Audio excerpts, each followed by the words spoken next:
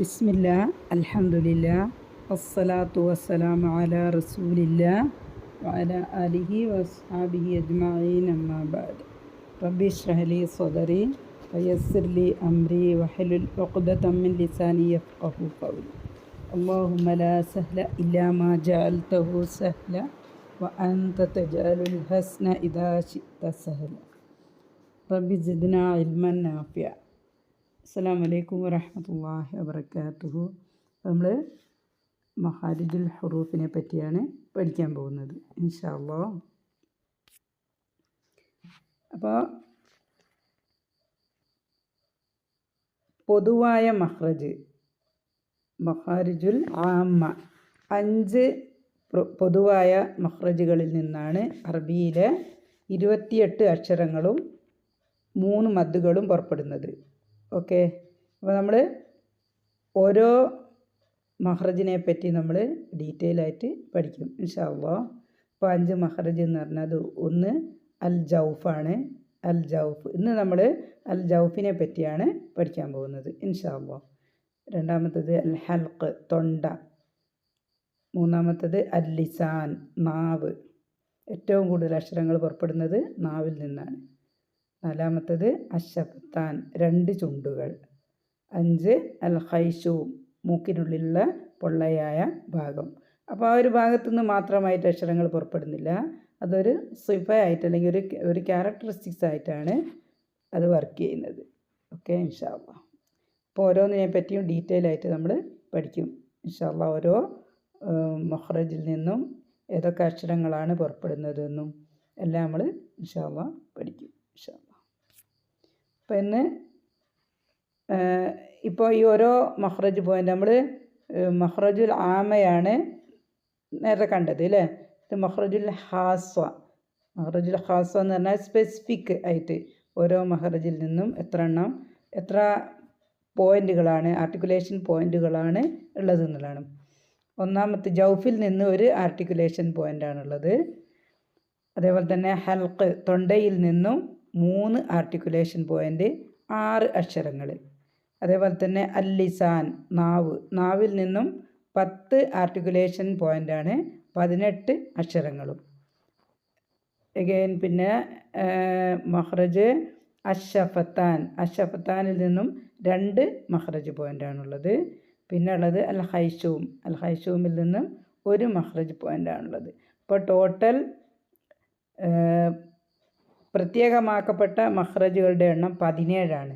17 മഖ്റജിൽ നിന്നാണ് നമ്മൾ നേരത്തെ പറഞ്ഞത്. പിന്നെ ജനറൽ മഖ്റജാണ്. ജനറൽ മഖ്റജ് 5 എണ്ണമാണ്. സ്പെസിഫിക് ആയിട്ട് പറയുകയാണെങ്കിൽ അത് 17 എണ്ണമാണ്. ഓക്കെ, അങ്ങനെ ഇന്ന് നമ്മൾ പഠിക്കാൻ പോകുന്നത് അൽ ജൗഫ്. അൽ ജൗഫ് എന്ന് പറഞ്ഞാൽ വായയുടെയും തൊണ്ടയുടെയും ഒഴിഞ്ഞ ഭാഗത്തിനാണ് എന്ത് പറയുന്നത്, അൽ ജൗഫ് എന്ന് പറയുന്നത്. അപ്പോൾ അൽ ജൗഫ് എന്ന് പറയുമ്പോൾ അതിനുള്ളിൽ പ്രത്യേക ഓർഗനൊന്നുമില്ല. ഓർഗൻ ഉണ്ട്, പക്ഷേ നമ്മൾ ഈ ഒരു അൽ ജൗഫ് യൂസ് ചെയ്തിട്ടുള്ള അക്ഷരങ്ങൾക്ക് അത് യൂസ് ചെയ്യുന്നില്ല. അപ്പോൾ ഇങ്ങനെ എന്താ ചെയ്യുന്നത്, ഈ ഏരിയക്കാണ് എന്ത് പറയുക, അൽ ജൗഫ്. ഇവിടെ ഒരു ഒരു പർപ്പിൾ അല്ലേ, പർപ്പിളല്ലേ, ഒരു വയലറ്റ് കളറിൽ കാണുന്നില്ലേ, ആ ഒരു സ്പേസും പിന്നെ ഇതിൻ്റെ ഉള്ളിൽ വായയുടെ ഉള്ളിലുള്ള ഗ്രീൻ കളർ, പച്ച കളർ കാണുന്ന സ്ഥലവും കൂടി ആ ഒരു ഏരിയക്കാണ്, അത് ഒഴിഞ്ഞ ഏരിയക്കാണ് എന്ത് പറയുന്നത്, അൽ ജൗഫ് എന്ന് പറയുന്നത്. ഇപ്പോൾ നമ്മൾ മാർക്ക് ചെയ്ത ഇത്രയും ഭാഗത്തിനാണ് നമ്മൾ എന്ത് പറയുന്നത്, അൽ ജൗഫ്. അൽ ജൗഫ് എന്ന് പറഞ്ഞാൽ അതിൻ്റെ അർത്ഥം ഒഴിഞ്ഞ ഭാഗം എന്നാണ്. ഒഴിഞ്ഞ ഭാഗം ഇവിടെ ഏത് സ്ഥലത്താണ് ഒഴിഞ്ഞ ഭാഗം ഉള്ളത്, വായയുടെയും തൊണ്ടയുടെയും ഇടയിൽ, വായയുടെയും തൊണ്ടയുടെയും ഉള്ളിൽ അല്ലേ. വായയുടെ ഉള്ളിൽ നമ്മൾ വായ എങ്ങനെ തുറന്നു വെച്ചാൽ നമുക്ക് കാണാം, കുറച്ച് അല്ലേ ഗ്യാപ്പ് കാണില്ലേ, ആ ഒരു സ്ഥലവും അങ്ങനെ തന്നെ ഒരു സ്ഥലം തൊണ്ടേൻ്റെ ഉള്ളിലുണ്ട്. അത്രയും ഭാഗങ്ങൾക്കാണ് എന്ത് പറയുന്നത്, അൽ ജൗഫ്. അപ്പോൾ ഇനി നമുക്ക് നോക്കാം അൽ ജൗഫിൽ നിന്ന് ഏതൊക്കെ അക്ഷരങ്ങളാണ് പുറപ്പെടുന്നത്. അൽ ജൗഫിൽ നിന്നും 3 മദ്ദക്ഷരങ്ങളാണ് പുറപ്പെടുന്നത്. മദ്ദക്ഷരങ്ങളാണ് ജൗഫിൽ നിന്ന് പുറപ്പെടുന്നത്. 3 മദ്ദക്ഷരങ്ങളാണ്. അലിഫ് മദ്, വാവ് മദ് യാ മദ്, അലിഫ് മദ് വാവ് മദ് യാ മദ്. ഈ 3 മദ്ദക്ഷരങ്ങളുമാണ് എന്ത് ചെയ്യുന്നത്, ജൗഫിൽ നിന്ന് പുറപ്പെടുന്നത്. ഓക്കെ. അപ്പോൾ ആദ്യം നമുക്ക് അലിഫ് മദ്ദിനെ നോക്കാം. അലിഫ് മദ് എന്ന് പറഞ്ഞാൽ മദ് അലിഫ് മദ്ദാവണമെങ്കിൽ അതിൻ്റെ തൊട്ട് പിറകിലൊരു ഹർക്കത്തുള്ള ഒരു ഫതഹയുള്ള ഒരക്ഷരം വേണം. ഒരു അലിഫിനെ നമ്മളിങ്ങനെ അലിഫ് വിശുദ്ധ ഖുർആനിൽ ഇതിന് സുക്കൂൻ്റെ ചിഹ്നം ഉണ്ടാവില്ല. ഓക്കെ. അലിഫ് സുക്കൂൻ എന്ന് പറയുമ്പോൾ അലിഫ് സുക്കൂൻ, അതിൻ്റെ തൊട്ട് പിറകിൽ ഫതഹയുള്ള ഒരക്ഷരം വേണം. ഉദാഹരണത്തിന് ബ ഫതഹ, അത് കഴിഞ്ഞിട്ടുള്ള അലിഫ് മദ്. ഇങ്ങനെ ഫതഹയുള്ള ഒരക്ഷരം തൊട്ട് പിറകിൽ വന്നാലേ ഉള്ളൂ എന്താകുന്നത്, അത് അലിഫ് മദ് എന്ന് പറയുള്ളൂ. അല്ലാത്ത കേസിൽ ഇതിനെ അലിഫ് മദ് എന്ന് പറയില്ല. അപ്പോൾ ഇങ്ങനെയുള്ള അലിഫുകൾ വിശുദ്ധ ഖുർആനിൽ ഒരുപാടുണ്ടാവും, കുറേ സ്ഥലത്തുണ്ടാവും. പക്ഷെ അതൊന്നും എന്തല്ല, അലിഫ് മദ്ദല്ല. അതിൻ്റെ തൊട്ട് പിറകിൽ ഒരു ഫതഹയുള്ള ഒരു അക്ഷരം വന്നാൽ ഈ ഫതഹയെ നീട്ടാൻ വേണ്ടിയാണ്, ഫതഹയുടെ എക്സ്റ്റൻഷന് വേണ്ടിയാണ് ഉപയോഗിക്കുന്നത്, അലിഫ് മദ് ഉപയോഗിക്കുന്നത്. ഓക്കെ. അപ്പോൾ ഈ ഒരു അടയാളം എന്തുണ്ടാവില്ല, ഖുർആനിൽ നമുക്ക് കാണാൻ പറ്റില്ല അലിഫ് മദ്ദിന്. ഓക്കെ. ഏത് അക്ഷരവും ഹർക്കത്തില്ലാതെ വിശുദ്ധ ഖുർആനിൽ കണ്ടാൽ അതിൻ്റെ ഹർക്കത്ത് ഏതായിരിക്കും, സുക്കൂനായിരിക്കും. ഏത് അക്ഷരവും ഹർക്കത്തില്ലാത്തൊരു കേസിൽ വിശുദ്ധ ഖുർആനിൽ കണ്ടു കഴിഞ്ഞാൽ അതിൻ്റെ ഹർക്കത്ത് സുക്കൂനായിരിക്കും, അത് സുക്കൂനിൽ ആയിരിക്കും. അപ്പം അങ്ങനെ നമ്മൾ കണ്ടു കഴിഞ്ഞാലാണ് എന്ത് പറയുന്നത്, അലിഫ് മദ് എന്ന് പറയുന്നത്. ഇനി നമുക്ക് അലിഫ് മദ്ദിൻ്റെ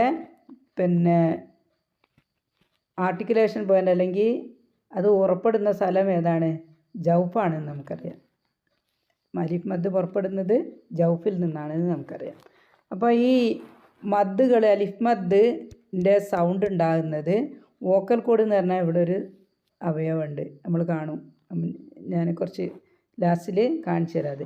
അപ്പോൾ ഈ വോക്കൽ കോഡിൻ്റെ 2 പാളികൾ തമ്മിൽ അതിന് വോക്കൽ കോഡ് ഇതാണ്, 2 പാളികളുണ്ടാവും. അതിന് 2 പാളികളുണ്ടാവും. ഈ 2 പാളികൾ തമ്മിലുള്ള വൈബ്രേഷൻ എന്ന് പറഞ്ഞാൽ അങ്ങനെ ഇളകി കളിക്കുക, അവിടെ നിന്ന് ഇങ്ങനെ ഇളകി കളിക്കുക. ഓക്കെ. അങ്ങനെ കളിക്കുന്ന സമയത്താണ് എന്ത് ചെയ്യുന്നത്, ഈ മദ്ദാക്ഷരങ്ങൾ പുറപ്പെടുന്നത്. എല്ലാ മദ്ദാക്ഷരങ്ങളും വൈബ്രേഷനിലൂടെയാണ് പുറപ്പെടുന്നത്. അപ്പോൾ അലിഫ് മദ്ദിനെ സംബന്ധിച്ചിടത്തോളം വോക്കൽ കോഡ് വൈബ്രേറ്റ് ചെയ്യും. ഇവിടെയുള്ള ഒരു സംഭവം ബേസിക്കലി എല്ലാ സൗണ്ടും ഇവിടുന്നാണ് പുറപ്പെടുക.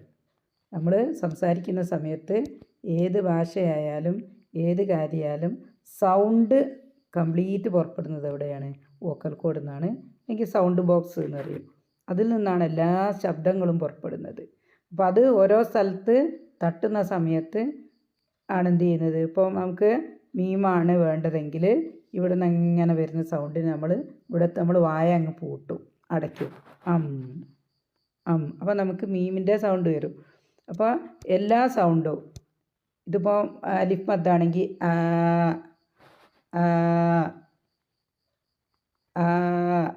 അല്ലേ, അപ്പോൾ ഇവിടുന്ന് പുറപ്പെടുന്ന സൗണ്ടാണ്. ഇതിപ്പോൾ അൽ ജൗഫാണെന്ന് പറഞ്ഞാൽ, അൽ ജൗഫ് എന്ന് പറഞ്ഞാൽ ഗ്യാപ്പ് ഏരിയയാണ്, എവിടെയും തട്ടുന്നില്ല, അതങ്ങോട്ട് പുറത്തേക്ക് പോകും, എവിടെയും തട്ടാണ്ടങ്ങ് പുറത്തേക്ക് പോകും. ഓക്കെ. അപ്പോൾ അതാണ് അതിൻ്റെ മഹ്റജ് പോയിൻ്റ്. എവിടെയെങ്കിലും തട്ടിക്കഴിഞ്ഞാൽ നമുക്ക് ഏത് അക്ഷരമാണോ വേണ്ടതെന്ന് വെച്ചാൽ നമ്മൾ ആ ഒരു പർട്ടിക്കുലർ ഏരിയയിൽ അങ്ങ് തട്ടിക്കും. അപ്പോൾ ആ സമയത്താണ് ഓരോ അക്ഷരങ്ങൾ പുറപ്പെടുന്നത്. ഇപ്പോൾ വോക്കൽ കോഡിൽ നിന്ന് വരുന്ന സൗണ്ടിനെ അല്ലേ ഒരു അക്ഷരമായിട്ട് രൂപപ്പെടുന്നത് എങ്ങനെയാണെന്ന് വെച്ചാൽ ഏത് അക്ഷരമാണോ നമുക്ക് വേണ്ടത് അതിൻ്റെ ഒരു പോയിന്റിൽ, മഹ്റജ് പോയിന്റിൽ നമ്മൾ എന്ത് ചെയ്യും, ഒരു പ്രവർത്തനം നടത്തും. അതിലൂടെയാണ് എന്തുണ്ടാകുന്നത്, അക്ഷരങ്ങൾ ഉണ്ടാകുന്നത്. അപ്പോൾ നമ്മൾ ഈ അലിഫ് മദ്ദിനെ സംബന്ധിച്ചിടത്തോളം അലിഫ് മദ് പ്രൊനൗൺസ് ചെയ്യുന്ന സമയത്ത് നാവ് റെസ്റ്റിംഗ് പോയിൻ്റ്, നാവിൻ്റെ അറ്റം, നമ്മൾ ഒന്നും സംസാരിക്കാണ്ട് നിൽക്കുന്ന സമയത്ത് നാവിൻ്റെ അറ്റം എവിടെയാണോ കിടക്കുന്നത് അവിടെയാണ് നാവിൻ്റെ അറ്റം വെക്കേണ്ടത്. നാവ് നമ്മൾ ആവശ്യമില്ലാതെ നമ്മൾ എന്ത് ചെയ്യും, നാവിനെ ഉയർത്താനൊന്നും പാടില്ല. നമ്മൾ റെസ്റ്റിംഗ് പോലെ പല്ലിൻ്റെ അടിയിലാണല്ലോ, പല്ലിൻ്റെ ഇവിടെ അങ്ങനെ തൊട്ടില്ലല്ലോ നാവ് സാധാരണ കിടക്കുക.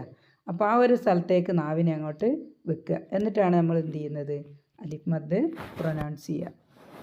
പിന്നെ രണ്ടാമത്തേത് കാര്യം എന്താണെന്ന് വെച്ചാൽ വായ ഓപ്പൺ ചെയ്യണം. അലിഫ് മദ് നമ്മൾ കഴിഞ്ഞ ക്ലാസ്സിൽ ഫത്തഹയുടെ ഓപ്പണിങ്ങിൽ ഒരു എക്സസൈസ് പറഞ്ഞിരുന്നു. ഫത്തഹയുടെ ഓപ്പണിങ്ങിൽ പറഞ്ഞ ആ എക്സസൈസ് ഏതിനും ബാധകമാണ്, അലിഫ് മദ്ദിനും ബാധകമാണ്. ഓക്കെ, എന്ന് പറഞ്ഞാൽ ഫത്തഹയുടെ എക്സ്റ്റൻഷനാണ് എന്ത്, ഫത്തഹയെ കുറച്ചും കൂടി നീട്ടാൻ വേണ്ടിയാണ് നമ്മൾ അലിഫ് മദ് യൂസ് ചെയ്യുന്നത്. അപ്പോൾ ഫത്തഹ പ്രൊനൗൺസ് ചെയ്യുമ്പോൾ എങ്ങനെയാണോ നമ്മൾ വായ ഓപ്പൺ ചെയ്തത് അതേപോലെ തന്നെയാണ് ഫത്തഹേൻ്റെ കൂടെ തന്നെയാണ് എന്തും വരുന്നത്, അലിഫും വരുന്നത്, അലിഫ് മദ് വരുന്നത്. ഫത്തഹയുടെ ഫത്തഹ വരുന്നതും നമ്മൾ പഠിച്ചിട്ടുണ്ടായിരുന്നു.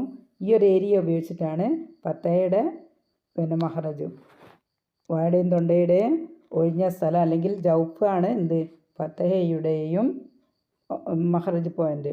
അപ്പോൾ നമ്മൾ പറഞ്ഞു ഇവിടുന്ന് ഇങ്ങനെ സൗണ്ട് വന്നിട്ട് നമ്മളിങ്ങനെ വായ ഓപ്പൺ ചെയ്യുന്ന സമയത്ത് അതങ്ങ് എവിടെയും തൊടാണ്ടങ്ങ് പുറത്തേക്ക് പോകും. ഓക്കെ, അങ്ങനെ പുറത്തേക്ക് പോകുന്ന സമയത്ത് നമ്മൾ ഈ സൗണ്ട് വായിലുണ്ടാകാൻ പാടില്ല. മദ്ദിൻ്റെ ഒരു സ്വഭാവം എന്താണെന്ന് വെച്ചാൽ അത് വായയിൽ അവസാനിക്കുന്നില്ല, വായുവിലാണ് അവസാനിക്കുക. വായ എന്ന് പറഞ്ഞാൽ ഇതിൻ്റെ ഉള്ളിൽ, ബാക്കി എല്ലാ അക്ഷരങ്ങളും ഇതിൻ്റെ ഉള്ളിലാണ് അവസാനിക്കുക. പക്ഷേ മദ് എവിടെയാണ്, വായേൻ്റെ ഉള്ളിൽ അവസാനിക്കില്ല, പുറത്താണ് അവസാനിക്കുക. വായുവിൽ എന്ന് പറഞ്ഞാൽ വായയുടെ പുറത്ത് ആണ് ഇത് എൻഡ് ചെയ്യുന്നത്. ഓക്കെ, അപ്പോൾ നമ്മൾ ഫത്തഹയെ നീട്ടുന്ന സമയത്ത് ഉള്ളിലുള്ള ഏതെങ്കിലും ഭാഗങ്ങൾ നമ്മൾ ഉപയോഗിച്ച് കഴിഞ്ഞാൽ അത് എന്തായിപ്പോവും, അത് ആ വായയിൽ എൻഡായിപ്പോവും. എന്ന് പറഞ്ഞാൽ നമുക്ക് സബീല എന്ന് പറയണക്ക്, സബീല അങ്ങനെ പറയണമെങ്കിൽ നമ്മൾ സബീല അങ്ങനെ പറഞ്ഞു കഴിഞ്ഞാൽ എന്തായി, ഹായുടെ സൗണ്ട് വന്ന് ഇത്, അല്ലെങ്കിൽ സബീല എന്ന് പറഞ്ഞാൽ ഹംസയുടെ സൗണ്ട് വന്ന്. ഓക്കെ, അപ്പോൾ ഓരോ മഹ്റജ് പോയിൻറ്റിനെയും നമ്മൾ ഡിപ്പെൻഡ് ചെയ്യുന്നതുകൊണ്ടാണ് എന്ത് വരുന്നത്, അങ്ങനെ ഒരു സൗണ്ട് വരുന്നത്. അങ്ങനെ ചെയ്യാതെ നമ്മൾ വായ നല്ലോണം വായ ഓപ്പൺ ചെയ്തിട്ടില്ലെങ്കിലും ഉണ്ടാവും. വായ കറക്റ്റായിട്ട് ഓപ്പൺ ആയിട്ടില്ലെങ്കിൽ ഫത്തഹയ്ക്ക് അനുസരിച്ചാണ് വായ ഓപ്പൺ ചെയ്യുന്നില്ലതെങ്കിൽ അല്ലേ, നമ്മൾ ഓപ്പൺ ചെയ്യുന്ന സമയത്ത് മിസ്റ്റേക്ക് സംഭവിച്ചാൽ അതിങ്ങോട്ട് പുറത്തേക്ക് പോകാണ്ട് അത് ഉള്ളിൽ ഏതെങ്കിലും സാധാരണ ഹായുടെയും ഹംസയുടെയും സൗണ്ടാണ് ഇതിന് വരാൻ സാധ്യത ഉള്ളത്. അങ്ങനെ സൗണ്ടിൽ അത് അവസാനിച്ചു പോകും. ഓക്കെ, ഇൻഷാ അല്ലാഹ് അങ്ങനെയാണ് അലിഫ് മദ് പ്രൊനൗൺസ് ചെയ്യേണ്ടത്. രണ്ടാമത്തത്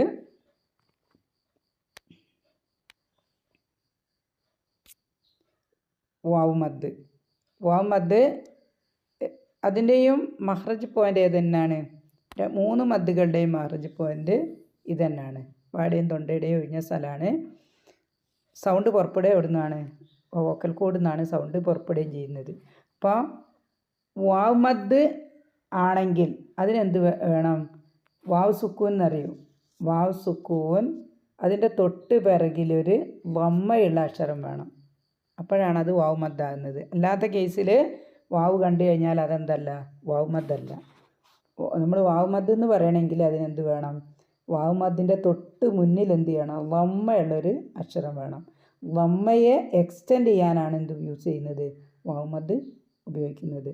ഓക്കെ, വമ്മ ഉണ്ടെങ്കിൽ മാത്രമേ എന്തുണ്ടാവുള്ളൂ, വാവിനെ വാവ് മദ് എന്ന് പറയുള്ളൂ. ഓക്കെ, അപ്പോൾ വാവ് മദ്ദിൻ്റെ മഹ്റജ് നമ്മൾ കണ്ടു കഴിഞ്ഞു.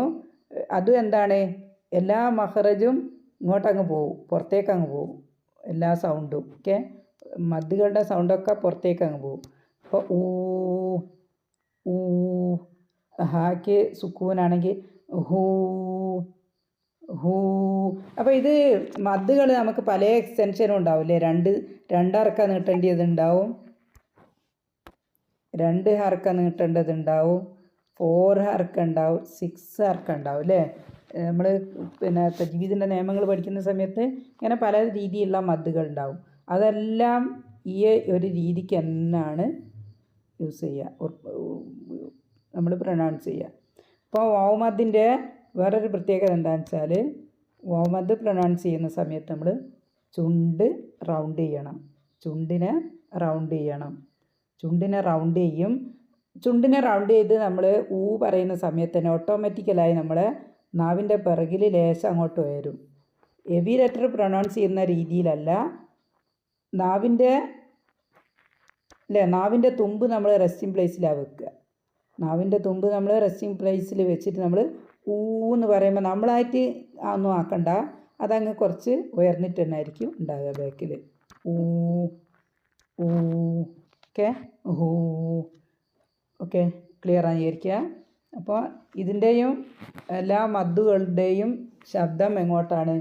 വായിൽ ഉണ്ടാവരുത്, പുറത്തേക്ക് പോയിക്കൊള്ളണം. ഓക്കെ, ഇപ്പോൾ വമ്മ പ്രൊനൗൺസ് ചെയ്യുന്ന സമയത്ത് നമ്മൾ ചുണ്ട് ഇങ്ങനെ റൗണ്ട് ചെയ്യുന്നത് കൊണ്ട് തന്നെ അത് നേരെ മുന്നോട്ടാണ് അതിൻ്റെ സൗണ്ട് പോവുക, നേരെ ഫ്രണ്ടിലോട്ടാണ് സൗണ്ട് പോവുക. നേരെ മറിച്ച് നമ്മൾ ഫത്തയുടെ കാര്യത്തിലാണെങ്കിൽ അലിഫ് മദ്ദിൻ്റെ കാര്യത്തിലാണെങ്കിൽ അലിഫ് മദ് കേസിൽ വേറെയും ഒരു പ്രത്യേകത എന്താണെന്ന് വെച്ചാൽ 2 തരം ലെറ്റേഴ്സ്, 3 തരം ലെറ്റേഴ്സ് ഉണ്ട്, പക്ഷേ 2 തരം മദ്ദുകൾ ഉണ്ടാവും. 2 തരം അലിഫ് മദ് ഉണ്ട്. ഒന്ന് ഹെവി ലെറ്ററിന് യൂസ് ചെയ്യുമ്പം മദ് ഹെവി ആവും, ലൈറ്റ് ലെറ്റർ ആണെങ്കിൽ മദ് ലൈറ്റ് ആവും.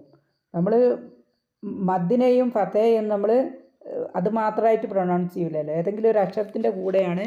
ഒരക്ഷരത്തിന് നമ്മൾ അക്ഷരത്തിൻ്റെ ഫത്തയെ എക്സ്റ്റെൻഡ് ചെയ്യാനാണ് നമ്മൾ ഉപയോഗിക്കുന്നത്, അലിഫ് മദ് യൂസ് ചെയ്യുന്നത്.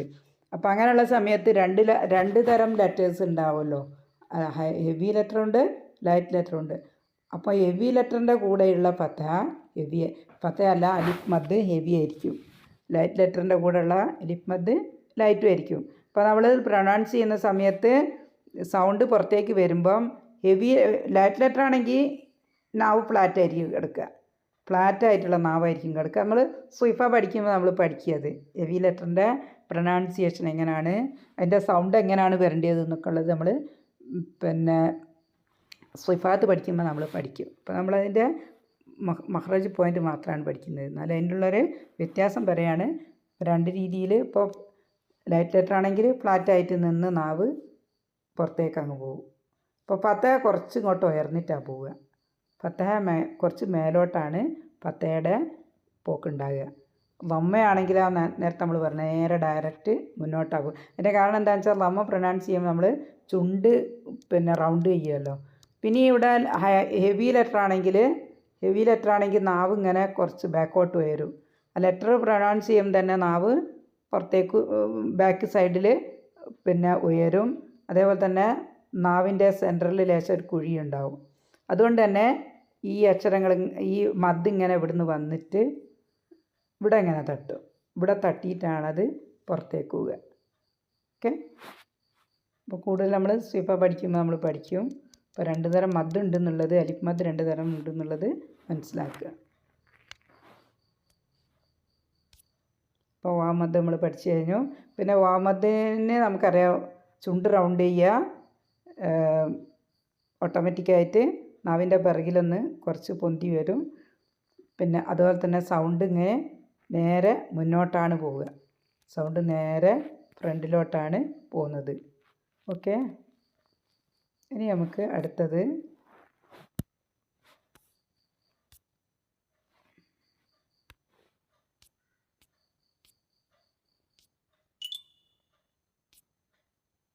വാമദ് നമ്മൾ പഠിച്ചു കഴിഞ്ഞു. ഇനി യാമദ്ദാണ്. യാമദ്ദിൻ്റെ പ്രത്യേകത എന്താണെന്ന് വെച്ചാൽ, യാമദ്ദാവണമെങ്കിൽ ഒരു അക്ഷരത്തിൻ്റെ യാ സുക്കൂൻ എന്നാണ് പറയുക. നമ്മൾ പറഞ്ഞല്ല, ഹർക്കത്തില്ലാത്ത എല്ലാ ലെറ്ററുകളും എന്തായിരിക്കും? സുക്കൂനിലാണ് ഉണ്ടാവുക. അപ്പോൾ യാ സുക്കൂൻ, യായുടെ സുക്കൂനൊന്നും നമ്മൾ ഖുർആനിൽ അധികം കാണൂല. ഓക്കെ, സുക്കൂനില്ലാത്ത ഒരു അവസ്ഥയിൽ ഒരു അക്ഷരത്തിന് അർക്കത്തില്ലാത്ത അക്ഷരം കണ്ടു കഴിഞ്ഞാൽ അതിൻ്റെ അർക്ക സുക്കൂനായിരിക്കും, അതിൻ്റെ ഒരു സിമ്പൽ സുക്കൂനായിരിക്കും.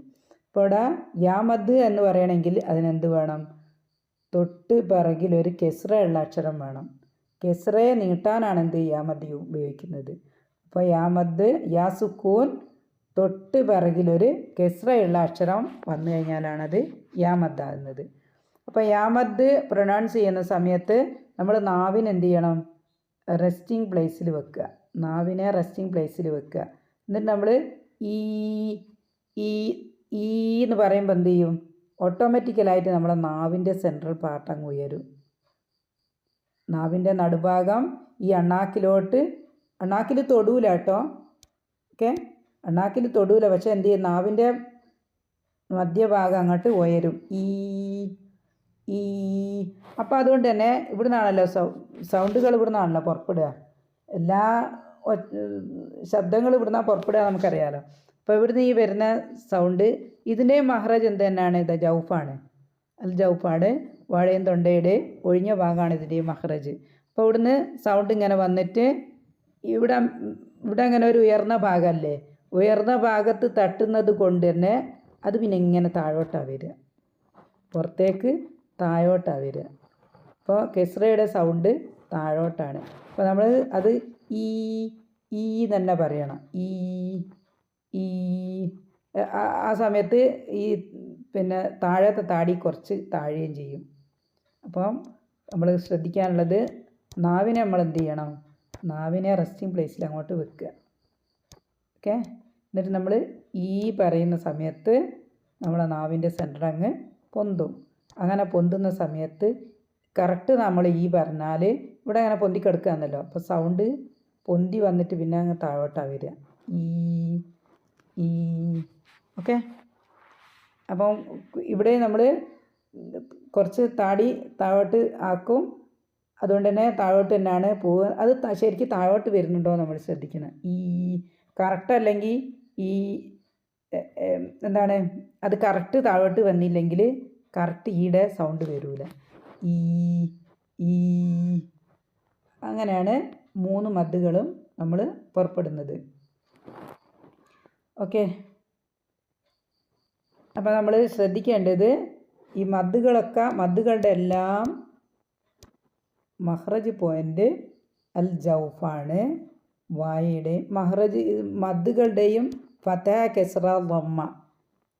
കെസ്റ ദമ്മ, അലിഫ് മദ്, വാവ് മദ്, യാ മദ്, ഇത് എല്ലാത്തിൻ്റെയും മഹ്റജ് പോയിൻ്റ് എവിടെയാണ്, അൽ ജൗഫാണ്.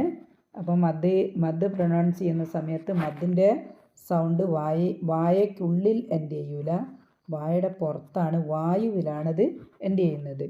അതേപോലെ തന്നെ ഈ മദ്ദുകൾക്കുള്ള സ്വഭാവം എന്ന് പറഞ്ഞാൽ, നമ്മൾ സ്ലിഫ പഠിക്കുമ്പോൾ നമ്മളത് പഠിക്കും, പുറത്തേക്ക് ഒഴുകും, സൗണ്ട് ഒഴുകും, അതേപോലെ തന്നെ ശ്വാസവും കാറ്റും. ശ്വാസം എന്ന് പറഞ്ഞാൽ ഈ ലെറ്ററിനൊന്നും ഇതുണ്ടാവില്ല, എന്ത് കാറ്റ് പുറപ്പെടുന്നില്ല. ഹംസ് എന്നുള്ളൊരു സിഫ ഉണ്ട്, അത് ഇതിനുണ്ടാവില്ല, ഒരു ലെറ്ററിനുമില്ല, ഒരു മദ്ദിനുമില്ല. ഓക്കെ, പിന്നെ ഈ മദ് ലെറ്ററിൻ്റെ സൗണ്ട് വരുന്നത് ഈ വോക്കൽ കോഡിൻ്റെ വൈബ്രേഷൻ കൊണ്ടാണ് മദ് ലെറ്റർ പ്രൊനൗൺസ് ആകുന്നത്. ഓക്കെ, അപ്പോൾ നമ്മൾ 3 മദ്ദിനെ പഠിച്ചു കഴിഞ്ഞു. അലിഫ് മദ്, വാവ് മദ്, യാ മദ്. ഓക്കെ, അതിൽ അലിഫ് മദ് മാത്രമേ ഉള്ളൂ ലൈറ്റ് ആൻഡ് ഹെവി ആയിട്ട് വരുന്നത്. ബാക്കിയുള്ളതൊക്കെ സെയിം ആയിരിക്കും, എല്ലാ അക്ഷരത്തിനും ഒരേപോലെയാണ് വാവ് മദ്ദും യാ മദ്ദും വരുന്നത്. ഓക്കെ, ഒന്നും വിട്ടുപോയിട്ടില്ല വിചാരിക്കുക.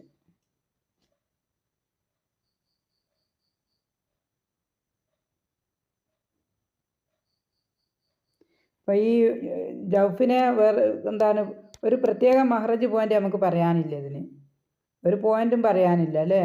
ഇതിന് മൊത്തം ഈ ഏരിയ മൊത്തം എന്താണ്, ഇതിൻ്റെ മഹ്റജാണ്. ഓക്കെ,